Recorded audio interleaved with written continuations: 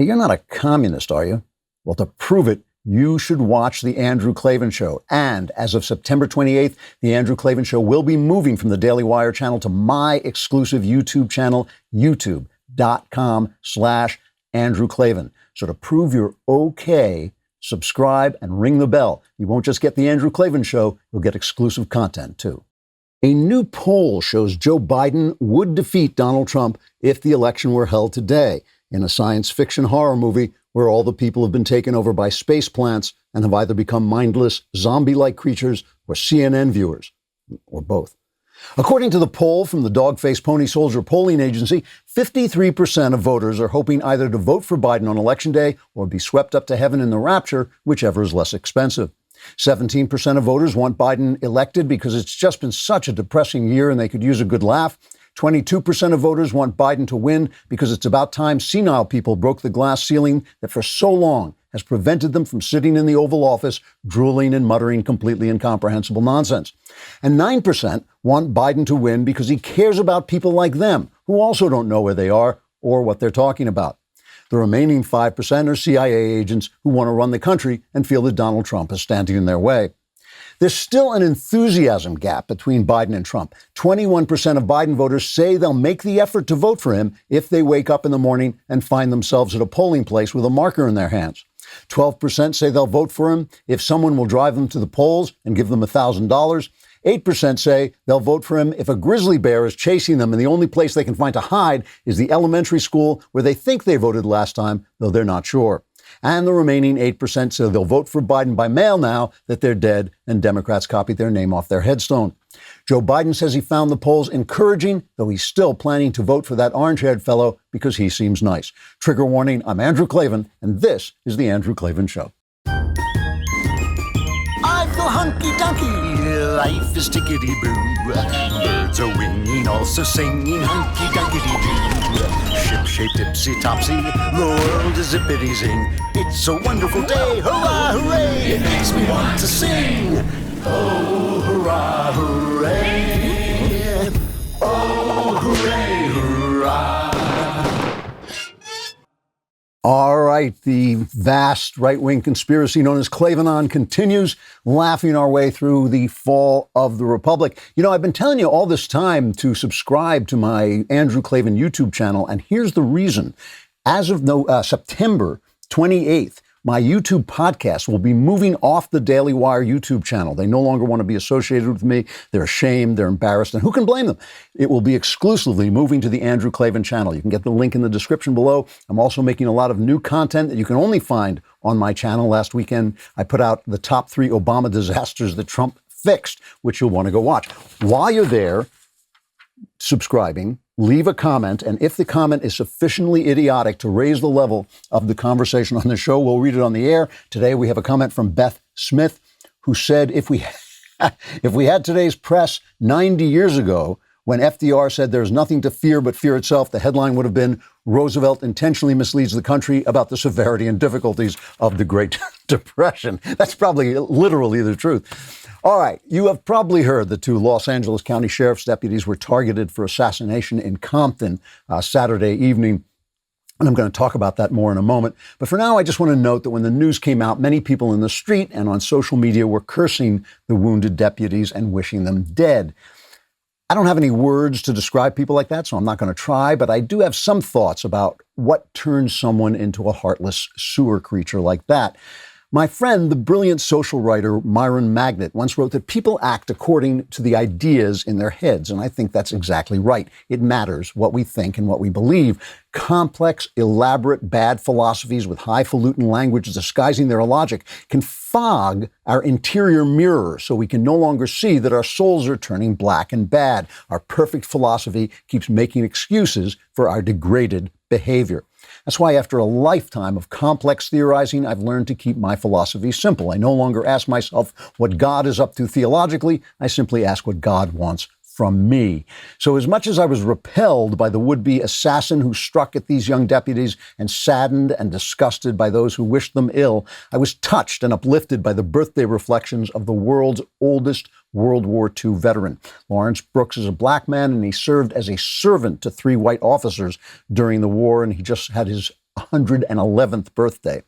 Historian Rob Citino described Brooks this way. He said, "We went to war with Hitler, the world's most horrible racist, and we did so with a segregated army because this was still Jim Crow America."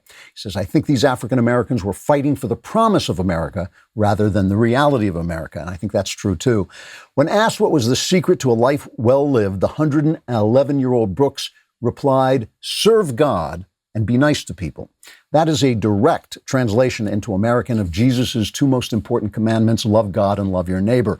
If your philosophy of life is a lot more complicated than that, you might want to learn to start thinking less. It takes a great deal of wisdom to become as simple as Lawrence Brooks. It will serve you well.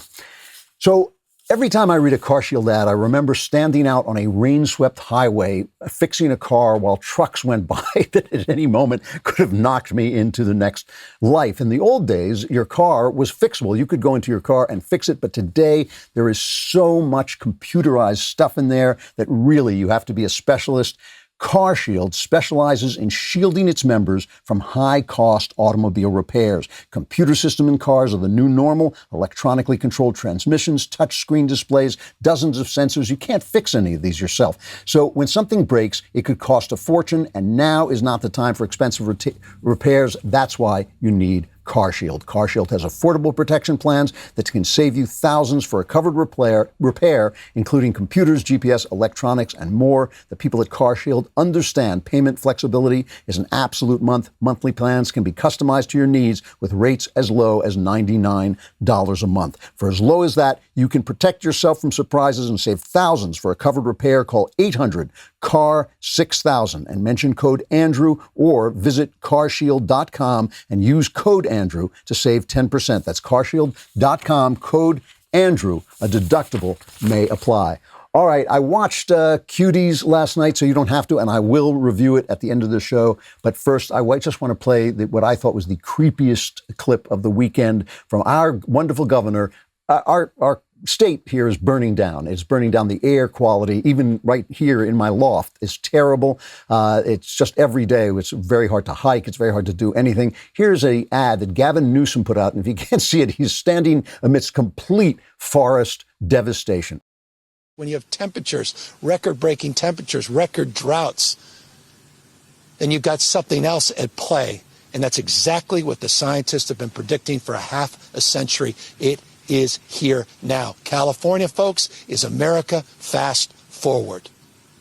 What we're experiencing right here is coming to a community all across the United States of America unless we get our act together on climate change, unless we disabuse ourselves of all the BS that's being spewed by a very small group of people that have an ideological reason to advance the cause of a 19th century framework and solution. We're not going back to the 19th century. What a jerk. First of all, why is California on fast forward? If it's climate change, why is the climate hovering over California, setting our forests on fire? Listen, climate change is real. It has gotten warmer. We're not quite sure how much human activity has contributed to that, but I'm sure it has contributed. It only makes sense that it has. And climate change does affect forest fires, and I'm sure they can be worse as the climate gets warmer. The forest fires in California are largely due to forest mismanagement because of environmentalism. They won't allow controlled burns because they think it's bad. They won't allow forestry because it hurts the spotted owl. And so we have fires that are just forests that are just tinderboxes. In the same way environmentalists have made it impossible for us to gather water here because they're protecting the delta smelt. So every time we have a drought, and California has natural droughts, but they're even worse because we haven't been able to save any water.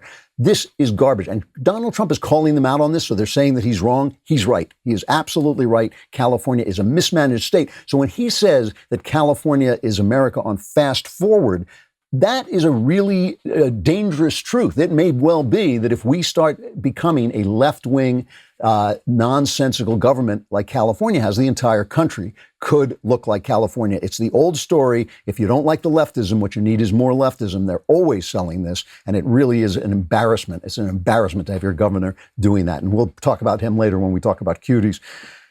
So these deputies, we got to talk about this. Two deputies, these are young people. They were about a year, 14 months out of the academy. One of them, a lady, a 31-year-old wife and mother of a 6-year-old. The other, a 24-year-old male, both very young people. They were transit security. They were sitting outside one of our trains. And this guy came up to him and just fired through the windshield. There was a picture that's just come out. A guy at Fox News, I think, put it out of the lady deputy. She got hit in the jaw. First, I should say, by the way, that thanks to the medicos, they're going to be okay. They're going to pull through. That is excellent news. There's a picture of the lady deputy who was shot in the jaw, radioing for help while she puts a tourniquet on the wound of the male deputy. So these are people, obviously, of tremendous courage, tremendous resources, and obviously people who want to serve. People don't go into the police department because they want to beat people up. They don't go into the police department because they want to shoot people. They go into the police department because they want to keep the peace. I know a lot of cops. These are really terrific people. Yes, are there bad cops? Of course there are. They're bad everything. They're bad writers. They're bad commentators. They're bad everything. But most of these people go in to serve. They are risking their lives for you, for us. And this guy is, let's let the President of the United States describe him. This is cut 3. You saw a video of that animal that went up to the car. Did everybody see that? This animal goes up to the car. 2 unsuspecting fine people. They were fine people. I mean, they're in very grave condition, as you know. Fine people. He's an animal.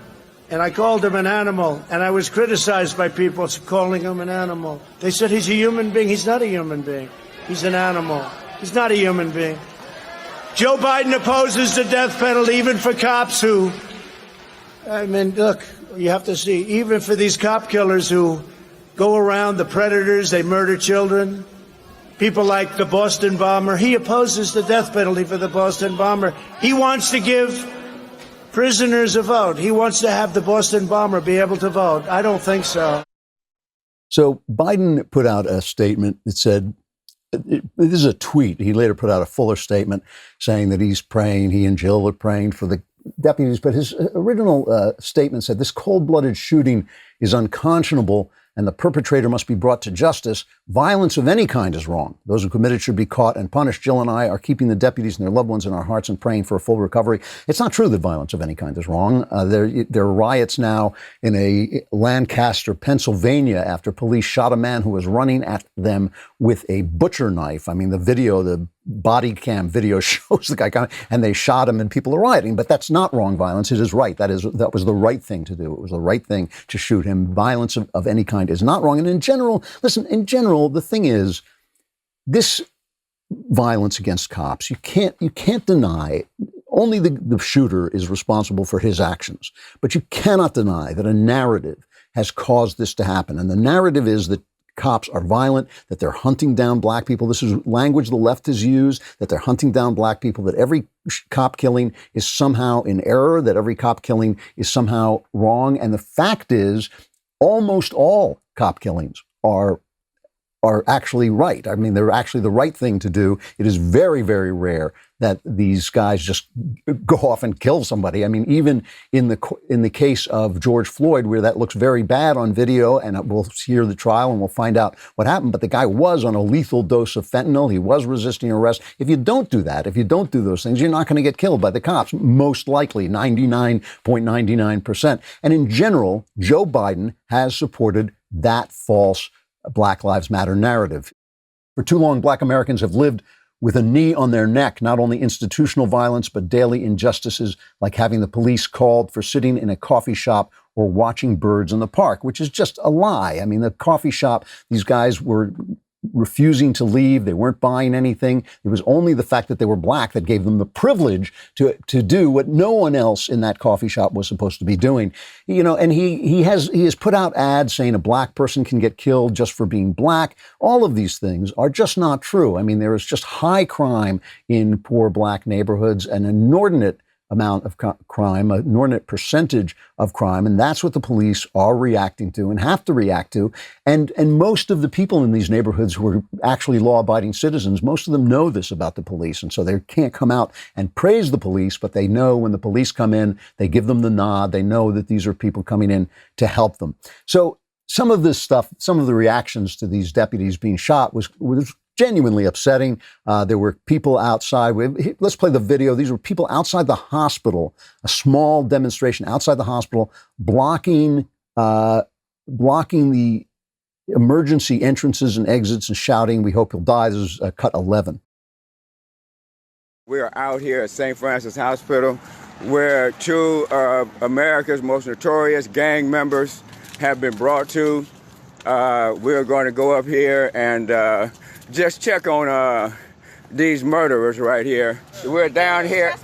Excuse me? No, we come to visit someone. No, you're not. We can't go visit nobody? You can once we confirm who it is, but there's no visitation allowed anyway, so you gotta go. All right, y'all, you see what's happening right here, right? They got these pigs out here.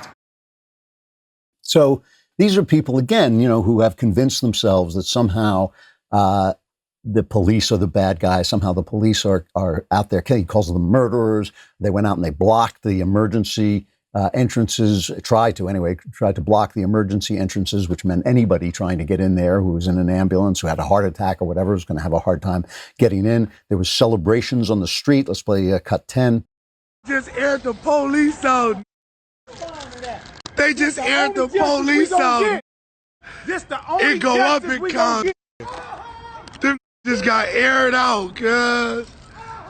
They just bust on them, cuz. That's crazy. They just got aired out. Somebody ran up on the car and bust on it right through the window, in the face and all. It's a wrap. Now, I should mention, by the way, that in these neighborhoods, which are some of the poorer neighborhoods in LA, that there were lots of people who reacted with shock and horror. So we play these things to show you the degraded state of some of the people there. But of course, most of the people there are not these people. And I think that's an important thing to remember, because this is not about Black people. And if you think it's about Black people, you've been taken in by the Marxists, just like the Black people who are doing these things, right? This is about Marxism. This is about Marxism. Marxism uses Black people. Marxism uses women. I've talked at length about the way women their emotions have been ginned up about Donald Trump, while the left has been covering up the rapists, Harvey Weinstein and Jeffrey Epstein. They covered that up. And Matt Lauer's misbehavior, they covered that up. But the minute they had a tape of Donald Trump saying something ugly, they put that out there because they're using women. They're using Black people. They're using the pain of Black people, some of which because of the bad outcomes in Black communities, which I believe are traced largely to welfare policies from the left. But because of the bad outcome in some of these communities, Black people are in pain, they're suffering. And, obviously, look, the guy on the street, the guy whose kid is not getting an education in school, or the woman whose child is not getting an education in school, she doesn't know maybe what policy would fix that. She doesn't know that the teachers' unions are standing on her back and keeping her kid down. She doesn't know the teachers' unions are blocking that path to education and improvement. She doesn't know that the Democrats are closing off the path to charter schools and while sending their kids to private schools. She doesn't know that stuff. So this is an abuse of Marxism, which used to try to separate people by class. That's a little harder to do in America because the classes are still fluid. We don't really have the kind of class system where Marx was writing in England, right? There was a very rigid class system, and it was hard to traverse the lines. It was hard to move up from the lower classes into the upper classes. In America, that historically has not been the case, so it's harder to do that. So they've used race. They use these things. The point is the power. The point is the power. And the theory behind this is it's okay to shoot a cop. It's okay to kill a cop because the laws that he is enforcing are the laws of an evil society. They're evil laws, and therefore enforcing those laws is committing evil. That's why the looters say, oh, well, this is redistribution of wealth. We have the right to steal people's private property. We have the right to do this. And so they're really against civilization itself. They're really against the very borders, the margins of civilization itself, but they have no idea what to replace it with. And that's what you should remember. This is about a philosophy. It is not about a race. It's not about the color of people's skin. That's ridiculous. It is about the ideas in people's heads. Being in debt sucks. If you've ever been in debt, you know it sucks. You worry. People have the right to suddenly call you and badger you. Your credit score goes down, makes it harder to do other things. But Freedom Financial helps people overcome debt and achieve financial freedom. If you're losing sleep over maxed out credit cards or stressed out thinking about your mortgage payments or student loans, Bills.com can help you take back control of your life. The first step to lowering your monthly payments and becoming debt-free is to get a free debt assessment. It only takes a few minutes and could save you hundreds or even thousands of dollars each month. From debt settlement to personal loan consolidation to student loan or mortgage refinancing, Bills.com has you covered. They're part of the Freedom Financial Network, which has been in business since 2002 and settled over $10 billion in debt. Take the first step to defeating your debt. Get your free debt assessment today. Go to bills.com/Klavan. That's bills.com/Klavan, bills.com/Klavan. Now, when the bill collector shows up at your door, all you have to do is spell Klavan. You're doomed. It's KLA. That's right. That is absolutely right. You know, the other thing about this story, too, I mean, Trump hits Biden as being an appeaser. This is cut 14. In the Republican Party, we know that police officers are not villains, but the heroes who risk their lives to keep us safe. And they guard, you know, the thing that's incredible, I know so many police, they're so good. One bad apple, and they're on for months. One bad apple, they go on for months. The thousands and tens of thousands of good things, nobody talks about it. These are great people that have done a great job, and we have to support our law enforcement. So Biden wants to appease domestic terrorists, and my plan is to arrest domestic terrorists. I think that this is a decent point. A lot of people wish Trump would act more strongly in local riots. It's very, very difficult to do. It's very difficult to send in troops to a hostile area so that if, for instance, Portland is not asking for troops to come in, if they're being hostile to those troops, it's very hard for those troops. It's like being in enemy territory. So it's a very difficult thing to do. It's not as easy as you think it is, oh, just send in the troops. He, as Donald Trump has said, he wishes he didn't have to wait for them to ask. But in a lot of ways, he doesn't have to wait, but he does. It makes it a lot easier to send your troops in when they're going to get local support because all the local services and efficiencies are being run by the locality, right? So if you send in the military on its own, you've really got a problem. But, you know, it is worth going back. When Kamala Harris was running in the primaries, right, and she was only running against other Democrats, CNN did a report about the way she behaved after the murder of a husband, father, and San Francisco police officer when she was the San Francisco DA in 2004. And 3 days after this cop was shot, Kamala Harris came out and made the announcement that she was still going to hold to opposing the death penalty. It was 3 days after this cop was shot. It's cut 5. In San Francisco, it is the will, I believe, of a majority of people that the most severe crimes be met with the most severe consequences, and that life without possibility of parole is a severe consequence. That was 3 days after the cop. And this is Mrs. Espinosa, this is the police officer's widow, on her reaction to that announcement coming so soon after his death. I felt like she had just taken something from us. She had just taken justice from us, from Isaac. Did she call you? No, she never called me. I just don't understand how or why she would.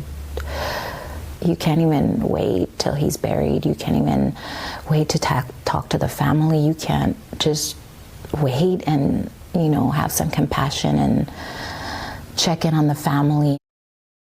This story disappears now that Kamala Harris and Joe Biden are running against a Republican, right? It's one thing to run that story on CNN when it's all among friends, all Democrats, and we don't care, which Democrat wins. We're rooting for one Democrat over another Democrat. We're rooting for the Democrat who's going to win.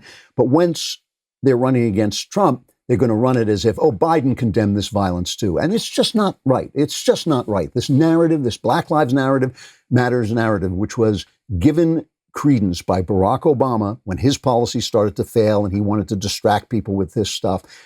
That narrative is what is fueling the violence. And that narrative is being put forward by Marxists, and the narrative is being supported by Joe Biden and Kamala Harris. You know, you want to see narrative at work. They're still selling this Bob Woodward book. It's really funny. Back in 2013, Bob Woodward wrote a book about Barack Obama, and it was like, this guy stinks. Whatever happened? He used to be great, and now he sucks. They really were. The mainstream media was attacking Bob Woodward. Now he's their hero again because he's attacking Trump. And he put out this story that we all knew that Trump had played down the Chinese flu because he didn't want people to panic and he wanted to be a cheerleader. He said this in March, and now it's in this book and everybody's acting like it's big news. So he's on 60 Minutes, and Scott Pelley points out that he's not in fact an unbiased reporter. You're known as the reporter who doesn't put his thumb on the scale. And yet at the end of this book, you do just that. It's a conclusion based on evidence, overwhelming evidence that he could not rise to the occasion with the virus and tell the truth. And one of the things that President Trump told me in the presidency, there's always dynamite behind the door. The real dynamite is President Trump. He is the dynamite. See, I just believe this to be untrue. There is something that I criticize Trump about and have criticized him about. Trump acted well. He acted well during the Chinese flu when the pandemic first arose. He acted well, but he didn't speak well at the beginning. And he continued to overstate the possibility of this passing through when he knew it wasn't going to. His way of talking remained focused on himself. He held those press conferences in which he allowed our dishonest, corrupt press to focus on him and to focus with these gotcha questions. He should have thrown them out. He should have thrown them out and just made the statements. Andrew Cuomo, on the other hand, the governor of New York, acted deplorably, but spoke well. You know, people all over the country were watching his press conferences because he was giving good information from the best sources, but he acted appallingly. And the huge death toll in New York, which is still a large percentage of the American death toll, especially if you include the tri-state area, a lot of that was due to his actions. The Wall Street Journal did an excellent, unbiased, straightforward piece of good reporting over the weekend where they just showed you that he took control. Andrew Cuomo is a control freak, and he took control away from localities, which he doesn't really believe in. He doesn't really believe there should be localities. And even the mayor, Bill de Blasio, who was a complete moron, even de Blasio made decisions that were better than Andrew Cuomo's. Bill de Blasio said we need to shelter in place. And Cuomo said, no, we can't do that. I don't like the sound of shelter in place. That sounds like some kind of military. No, we're not going to. And then 5 days later, he introduced the same policy. The 5 days that went by cost a lot of lives. Obviously, sending people into nursing homes, insisting that they take people from nursing homes when the nursing homes were saying, please, do not send them in. We do not want to accept people who have had this flu because we're the vulnerable population. Cuomo overrode that. He's a control freak. Many thousands of people.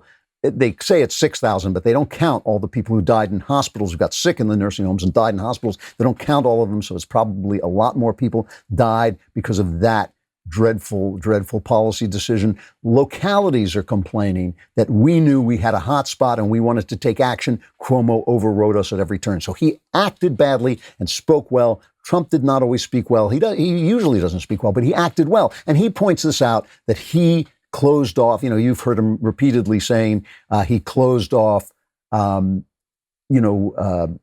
travel from China very early on. He has an ad saying this is cut 16.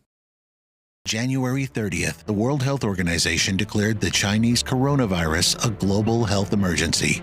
President Trump acted immediately, announcing new travel restrictions on China. Starting at 5 p.m. Eastern on Sunday, the U.S. will temporarily ban foreign nationals who pose a risk of transmitting the coronavirus from entering the country. Democrats and the media attacked President Trump for these restrictions, but President Trump was right. Every expert agrees now, looking back, that the president's call to restrict that travel from China pretty early on was a good decision. But Joe Biden, he got it wrong. The very same day the China travel restrictions were announced, Biden attacked President Trump for acting irrationally. This is no time for Donald Trump's record of hysterical xenophobia, and fear-mongering to lead the way instead of science.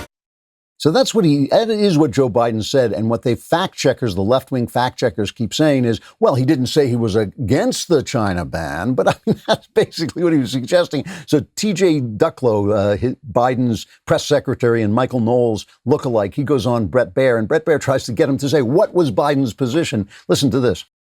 You're saying that Joe Biden was for closing down travel from China when the president did it?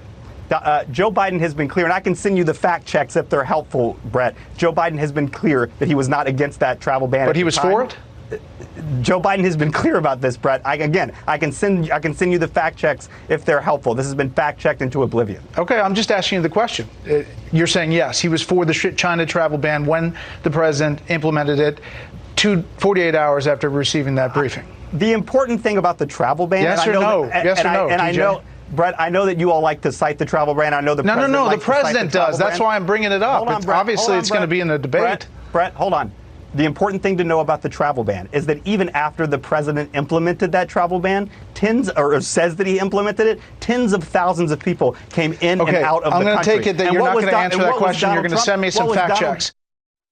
You know, the interesting thing is, I'm not going to play it now, but Chris Wallace had another spokesman for Biden on, and he did the same thing. He basically filibustered. He wouldn't answer the question because, you know, the thing about this is all the blame. When this thing started, I told you, everybody's going to make mistakes. In a crisis, everybody makes mistakes, and everyone has made mistakes. But one thing that no one has said is what they would have done that Trump hasn't done that would have made things better. Because they wouldn't have acted quicker. We know because Andrew Cuomo didn't. We know because Joe Biden wouldn't. They didn't. Nobody had any better ideas. It's only the press selling you a narrative that something could have happened that Trump didn't do.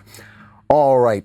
You know, I don't know if you do this all the time. I don't drink enough water, and suddenly I get really tired, and I don't know why, and I think, I got to take a nap or something like this. But really, if you just stay hydrated, you will feel a lot better. Liquid IV's Hydration Multiplier is an electrolyte drink mix that will help you get hydrated quicker. You'll all probably know Liquid IV for their popular hydration drink mix. They've just launched their newest line, Energy Multiplier, with roughly 100 milligrams of clean caffeine. It's the perfect coffee replacement and an all-natural alternative to processed energy drinks for a sustained energy boost throughout the day. Liquid IV's cellular transport technology delivers an optimal ratio of nutrients for more efficient uptake. And Liquid IV is on a mission to change the world. They're donating 3.7 million servings in response to COVID-19. Products are being donated to hospitals, first responders, food banks, veterans, and active military. Liquid IV is available nationwide at Costco, where you can get 25% off when you go to liquidiv.com and use code Klavan at checkout. 25% off anything you order when you use promo code Klavan at liquidiv.com. Start fueling your adventures today at liquidiv.com. Promo code Klavan. You'll be strong enough to be able to spell Klavan, which is Klavan. There are no easy things. There aren't. I'm just making it look like this. Really, I know. You're saying, how does he do that? A lot of ways you can watch and listen to our podcast. You can go on Apple Podcasts, YouTube, Facebook, and I hope you will subscribe and leave 5-star reviews everywhere you go. And of course, you can go to dailywire.com. But we're now on Apple TV and Roku, so you can watch on your TV. You have to be an Insider member to watch live. So head over to dailywire.com/Klavan and use code WATCH to get 15% off your membership. Plus a Leftist Tears tumbler, which is worth it right there. Again, that's dailywire.com/Klavan to get 15% off with code WATCH and download the Daily Wire on your Apple TV and Roku today. We'll talk about Cuties coming right up.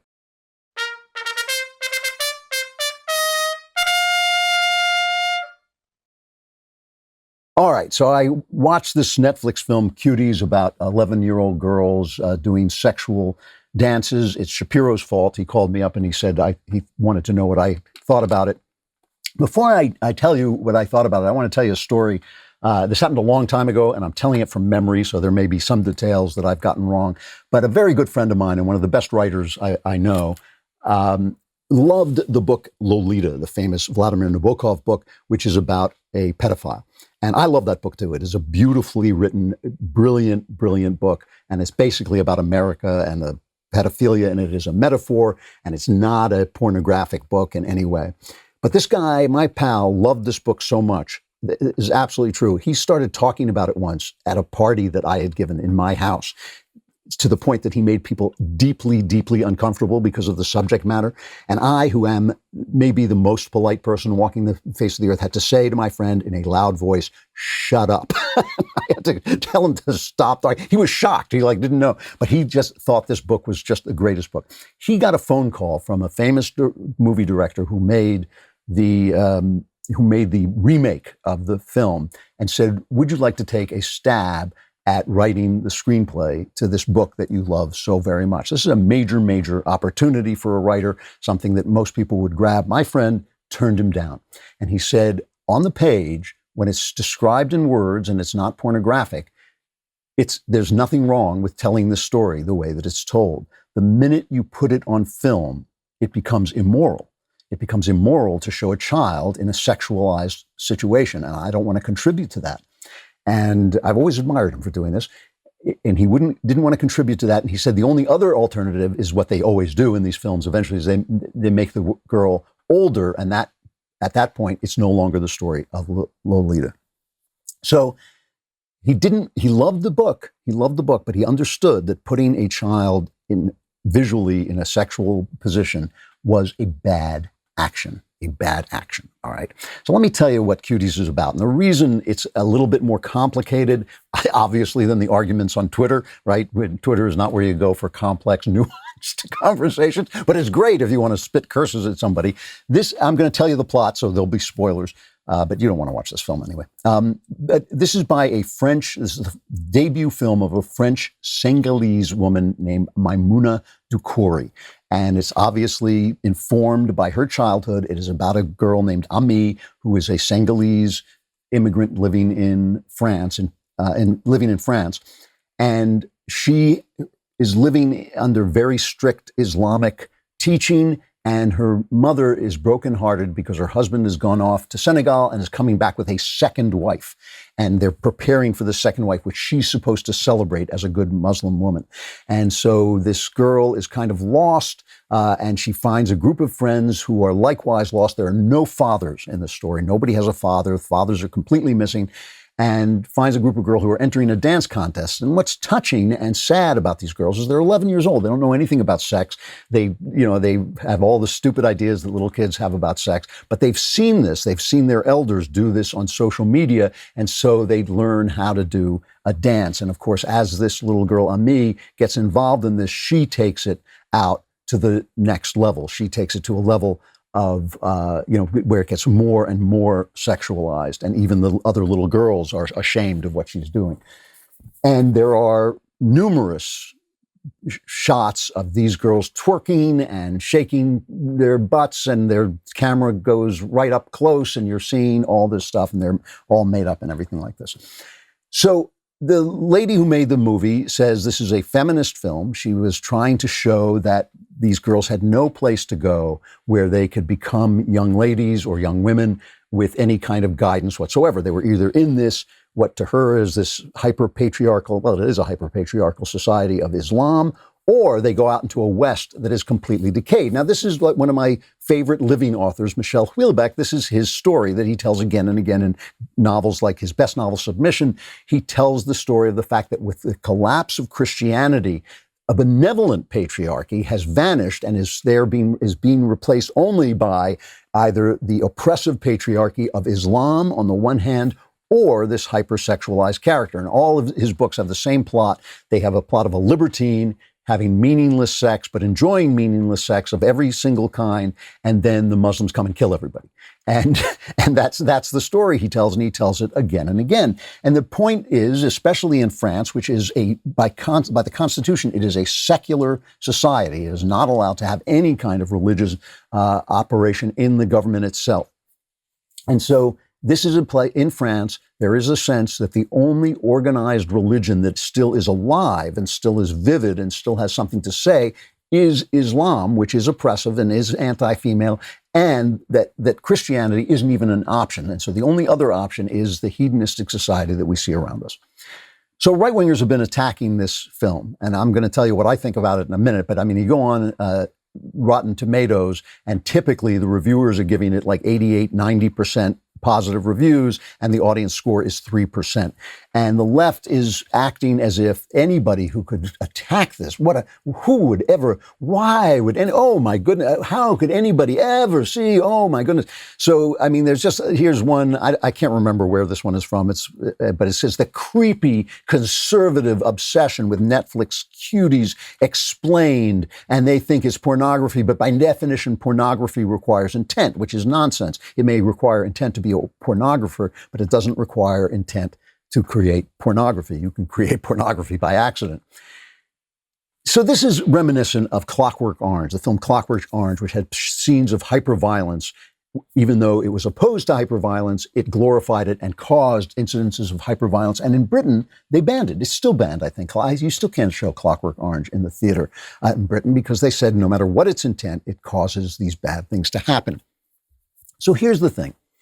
I'm not questioning the director's intent. I'm sure from the film that she meant to put forward a feminist vision of what's wrong with society. I don't agree with that vision, but I think there's something wrong with society in which you have to choose between an oppressive patriarchy and no fathers whatsoever. That really is the choice that's being put forward. So she's trying to create a work of art, and let's call it a work of art. And we're not going to say it's a great work of art, but let's call it a work of art. And it is a sad film. And I found it depressing, actually. You can commit a bad act while making art. That is simple logic. I could kill somebody and make art out of it, especially visual art. I could torture and kill somebody on film and make it a work of art, such that it did what art does. It addressed the human condition in ways that only narrative and metaphor can do, right? I could kill and torture somebody and say, yes, but my intent was to create a work of art in which you will be repelled by murder and torture. Fine, that's my intent, but I've still killed and tortured somebody. That's a bad act, an immoral act. This lady has committed an immoral act in making her work of art. These children who are the actresses have been forced into pornographic situations, and there's simply no question that pedophiles looking at this are going to be turned on and enticed. There's just no question about it. I mean, I don't happen to have this problem, and I have a real, very powerful, emotional objection to children being abused. And so that's what's happening here. And children are being abused, were abused in the making of this. If an animal were killed, if a dog had been shot in the making of this, you would be hearing it from the left as well. Okay. But because it's only children being sexually abused, they don't care. You know, this is the thing. It's not that there is a conspiracy to normalize the abuse of children. It is that in Hollywood, the abuse of children is rampant. And in our society, among the powerful, the abuse of children is rampant. And when people do what's wrong, they want to justify it. And one of the ways they justify it is by getting you to agree to it. And that is what is going on in a lot of these films. Now, that's not the intent of this filmmaker, but it becomes part of the intent. Listen, Corey Feldman came out. Remember, who was a child actor? He came out and said, I was abused, my friend was abused, everybody's being abused. But then, and in Variety, there was an article saying a lot of people are sweating that Corey's going to name names. Suddenly, Corey was gone, didn't name any names, the story disappeared. Elijah Wood from the Lord of the Rings film came out and said, yes, this is happening all over. It is continually happening, then apologized for saying that and said, I don't know anything about this. That story disappeared. The defense of Roman Polanski by Harvey Weinstein, Woody Allen, and just about everybody when he was arrested in Switzerland, I believe it was. This is a guy who was convicted of drugging and sodomizing a 15-year-old girl, skipped the country so as not to have paid his dues, so he didn't have to pay for the guilty verdict. They're defending him. You know, Victor Salva, the guy who made the Jeepers Creepers films, convicted pedophile, 12-year-old actor, he's sexually abused. Bryan Singer, who is a huge director, who is known to surround himself with vulnerable young boys and has been accused of everything from molesting them to rape. All of these people act with impunity and continue to get jobs in Hollywood because it is the norm. So it's like QAnon, they make fun of QAnon, and QAnon is a nuts conspiracy. It's a crazy conspiracy, but that this is going on at high levels and that is being normalized and that people are working their way toward making it a normal thing that is going to be accepted. is just beyond question. And that this film plays into that, whether intentionally or not, is also beyond question. I don't believe it was the intent of this director to do that, but it is what happens in the film. She committed a bad act, just as if she had shot a dog or accidentally killed a dog while making a film. She committed a bad act in making this film. It should not be on the air. But again, the answer is not for us to sit around pounding our palms with our fists. It's for us to be making better art. It is for us. You cannot win the culture critically. You can only win the culture creatively. That is what the culture is. The culture is creation. We on the right do not create. We don't support creators. We don't uplift creators. And so they have the field. And this is the kind of ugly thing that's going to happen because there was no one there to tell this woman, you know what, tell this story another way. I'm with you. I understand what you want to say. Tell it another way. Don't put little girls on screen. Don't have them doing this. So again, not an intentional bad act, perhaps, certainly an actual work of art, but a bad action was committed in making the work of art, and that's what should be condemned, and it should be condemned by everybody on the right and the left. I'm going to stop there, but I will be back again tomorrow. I'm Andrew Klavan. This is The Andrew Klavan Show.